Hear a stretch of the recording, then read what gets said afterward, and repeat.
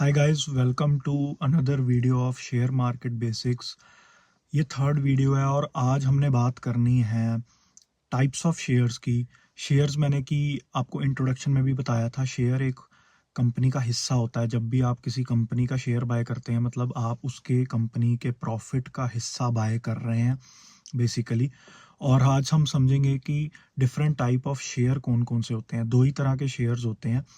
उसके अलावा आज हम समझेंगे डिविडेंड्स को, डिविडेंड्स क्यों मिलते हैं, कंपनीज डिविडेंड्स क्यों देती है, उसे समझेंगे। उसके अलावा शेयर मार्केट में पैसा बनता कैसे है। मैंने इस बारे में बात की थी कि शेयर मार्केट में कितना पैसा बन सकता है, लेकिन आज इस बारे में भी बात करेंगे कि बनता कैसे है।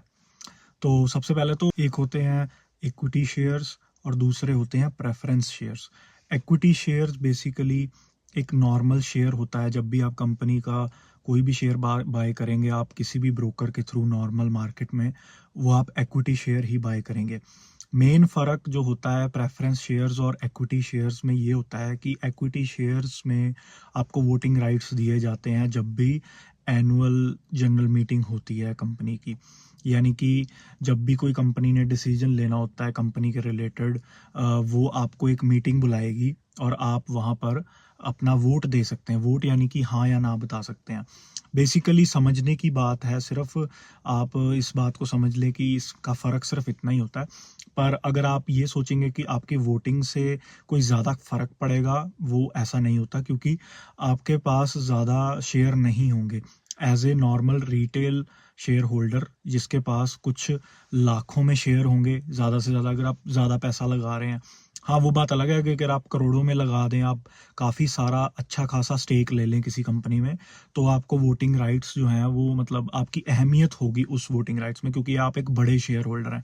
लेकिन अगर आप वहाँ पे किसी कंपनी के 10 शेयर लेके खुद को, जैसे लोग अक्सर बोल देते हैं कि कंपनी के हम मालिक बन चुके हैं शेयर लेके, आप ऐसे मालिक नहीं बनते। जी ठीक है, बोलने को, बुक्स में लिखने में, पेपर में आप मालिक ही हैं क्योंकि शेयर होल्डर्स ओनर्स होते हैं, लेकिन आपके वोटिंग राइट्स काउंट नहीं होंगे क्योंकि आपके पास कम शेयर हैं, इतने शेयर नहीं है।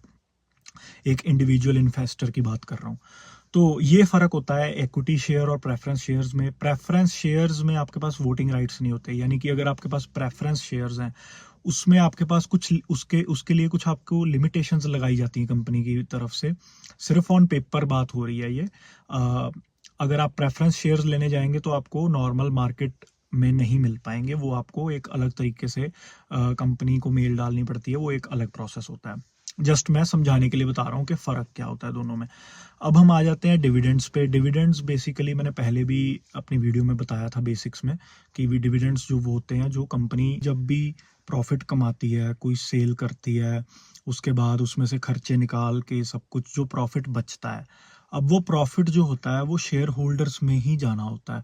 लेकिन कंपनी क्या करती है, कुछ हिस्सा प्रॉफिट का कंपनी के रिटेन्ड अर्निंग्स अकाउंट में रख लेती है। यानी कि बेसिकली समझिए कंपनी अपने पास रख लेती है, शेयर होल्डर्स को नहीं देती।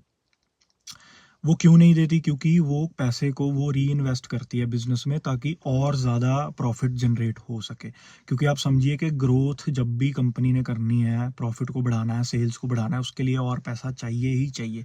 तो वो पैसा जो है बेसिकली प्रॉफिट से ही आएगा। जो पैसा आपने अपने बिजनेस से कमाया उसे आप री इन्वेस्ट करेंगे तो आने वाले अगले सालों में आपका जो है प्रॉफिट डबल या ट्रिपल होगा, नॉर्मल सी बात है।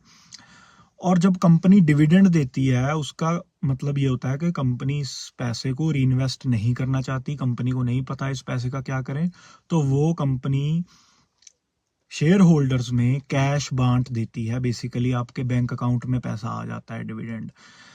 अब इसके दो महत्व हैं कि कंपनी डिविडेंड इसीलिए देती है क्योंकि कंपनी को दिख रहा होता है शायद ग्रोथ यहाँ से थोड़ी मुश्किल होगी।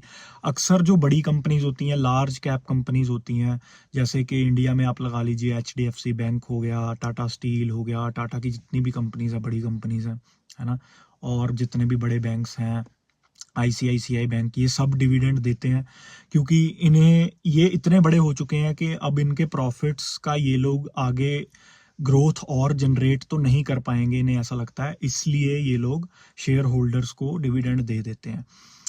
अब आपको इसमें ये देखना है कि जो कंपनी डिविडेंड दे रही है वो अच्छी है या फिर जो कंपनी नहीं डिविडेंड दे रही वो अच्छी है। देखिए, इसका कोई हार्ड एंड फास्ट रूल नहीं है, सब कुछ आपके इंडिविजुअल चॉइस पे डिपेंड करता है। अगर आप ज़्यादा सेफ खेलना चाहते हैं, अगर आप ज़्यादा रिस्क नहीं लेना चाहते, तो आप छोटी कंपनी में नहीं ना जाइए। आप बड़ी कंपनीज में इन्वेस्ट करेंगे पैसा तो आपको डिविडेंड भी आएगा और कैपिटल गेन्स होगा वो अलग से होगा। अब यही जो है हमारा थर्ड क्वेश्चन भी था इस वीडियो का कि पैसा बनता कैसे है।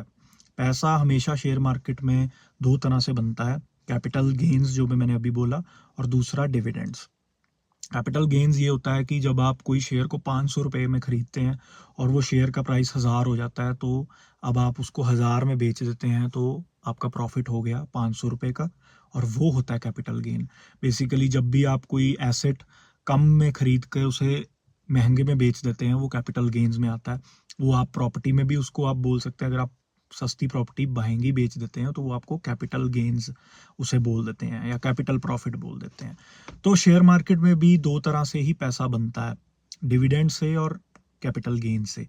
कंपनी अगर बड़ी होती है तो वो डिविडेंड ज़्यादा देती है, वो कैपिटल गेन्स ज़्यादा नहीं दे पाती, एज लॉन्ग एज उसका ग्रोथ रेट कितना है ये हम नहीं पता कर लेते। जो भी बड़ी कंपनीज इंडिया में हैं वो एक पर्टिकुलर पेस से ही मतलब ग्रो कर सकती हैं। यानी कि आप समझिए कि अगर कोई कंपनी पूरी तरह से इंडिया में फैल चुकी है तो उसके लिए हेडरूम बहुत कम बचा है और ज़्यादा ग्रोथ लाने का। या तो वो इंटरनेशनल जाएगी, और इंटरनेशनल जाना इतना आसान नहीं होता, कंपटीशन बहुत होता है ना। तो इस वजह से बड़ी कंपनीज जो हर जगह फैल चुकी हैं, जो भी बड़े नाम हैं जिनको आप अक्सर सुनते रहते हैं, वो डिविडेंड देते हैं क्योंकि उनके पास जो उसके प्रॉफिट्स हैं वो री इन्वेस्ट करने का उन्हें कोई फ़ायदा नहीं होता, क्योंकि वो और ग्रोथ नहीं कर सकते, इसलिए वो डिविडेंड्स दे देते हैं। तो शेयर मार्केट में भी दो तरह से ही इसी तरह पैसा बनता है। अगर आप ज़्यादा छोटी कंपनी में जाएंगे और उसकी ग्रोथ रेट अराउंड 60 या 70% होगी या 40% होगी, वो जो कि एक बड़ा नंबर है, उसमें वहां पर कंपनी फिर डिविडेंड नहीं देगी, क्योंकि कंपनी अपने हर प्रॉफिट के पेनी को, रुपी को री इन्वेस्ट कर रही है बिजनेस में, ताकि और ज़्यादा वो ग्रो कर सके। क्योंकि आप देखिए ना, अल्टीमेटली जो है कंपनी ने प्रॉफिट बढ़ाना है अपना। जब एक फेज आता है जब कंपनी बहुत ज़्यादा फैल चुकी होती है, तब उसे समझ नहीं आता कि वो उस पैसे का क्या करे, तो तब वो डिविडेंड देती है। और अब ये आप पे डिपेंड करता है कि आपको अगर ज़्यादा रिस्क नहीं लेना है तो आप बड़ी कंपनीज में पैसा डाल सकते हैं, क्योंकि वो बड़ी कंपनीज हैं, एस्टेब्लिश्ड कंपनीज हैं, और उन्हें बेसिकली ज़्यादा रिस्क नहीं बचा है कि वो यहाँ से ज़ीरो हो जाए या बैंकरप्ट हो जाए। अब आप समझिए ना कि नेस्ले जैसी कंपनी या ब्रिटानिया जैसी कंज्यूमर कंपनी, जो कि पूरे इंडिया में फैली हुई है, हर जगह उनके हर रिटेल में उनके प्रोडक्ट्स मिलते हैं, बिस्किट्स जो भी वो बेचते हैं, है ना। तो उनके लिए फेल होना इतना आसान नहीं है, इसलिए कंपनी जो है वो अपने प्रॉफिट्स जो है वो री इन्वेस्ट नहीं करती, क्योंकि ग्रोथ का हेडरूम नहीं है, और दूसरा वो डिविडेंड्स दे देती है।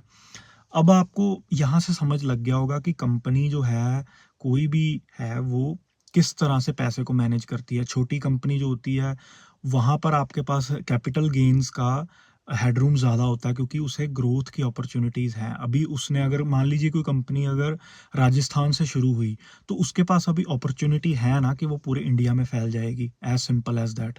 तो उसका शेयर अगर आप 50 रुपये का भी खरीदते हैं, तो अगर वो पूरे इंडिया में फैलती है तो यू वॉन्ट इवन इमेजिन कि उसका शेयर प्राइस कहाँ जा सकता है ना।